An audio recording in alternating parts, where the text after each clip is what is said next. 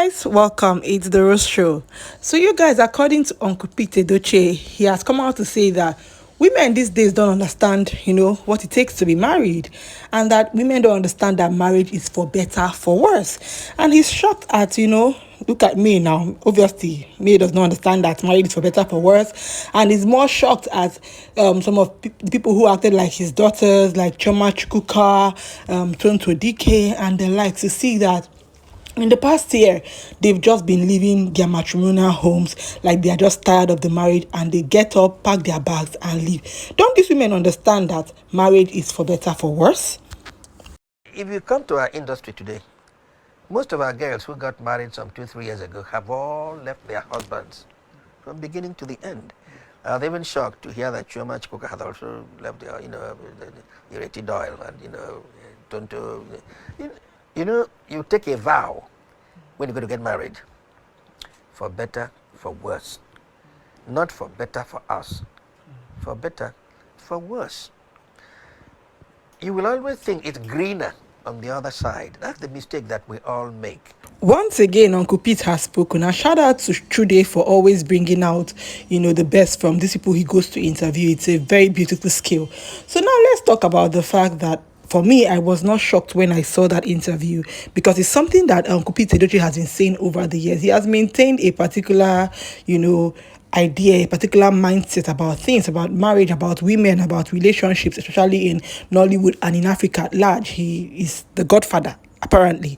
So now he said the women have left their homes and they don't understand what marriage is.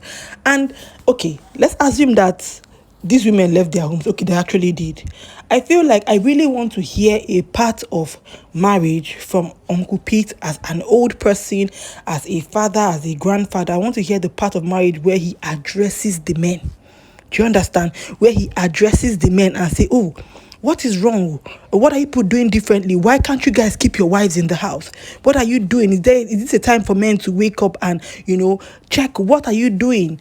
And I'm not even saying that the older generation that stayed in their marriages had the perfect marriage to make them stay. A lot of times, the women did not know what they know today that makes the women leave if any small thing just happens. Do you understand? The kind of abuse that some women went through before to stay in marriages, most women these days will not even go through half, and they will leave, which is great because women now know that they are enough. So now you should be asking men, no. These women are no longer like the days of your mother and your grandmother who want to stay even if they are being punched, even if they are being blown every day.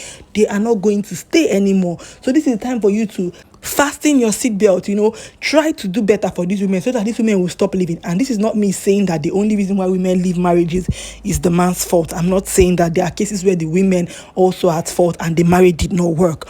My point is that every time I hear Uncle Pete talk about marriage, it's like putting all the responsibility of a happy home on the shoulder of a woman. Do you get? Look at what he said, that they fail to see that the grass is not greener on the other side. Respectfully, for who? Is it for the man, for instance, in this case, your son, you? Does your son not realize that the grass in Judy's compound is not greener? That the grass that May has been helping him water for 18 years is actually green. Maybe even greener than the one Judy has been watering for the few years they've been together. So if you're talking about the grass not being greener, it's possible that the men too, maybe because a lot of women are living for infidelity. And if it's infidelity case for, let me use an example, that means the man is the one who was looking at the green grass first. He was the one that started looking outside over his neighbor's compound to see the green grass. And when he went to check out the green grass, the woman is like, oh, you think the grass is greener there? Okay, I'm going to leave. I cannot put up with somebody who is looking for green grasses everywhere. I'm really hoping that a day would come where I will hear Uncle Pete, make men feel responsible for whatever happens in their homes. Remember when this whole thing happened with his son, he said, oh, he's not in support of what his son did, but his son is a wise man. King Solomon was a wise man and had numerous wives. That was what you had to say publicly. I'm not saying he must not have drawn his son's ear in public. And also, I think in that full video, he didn't really, call May's name, because that's good.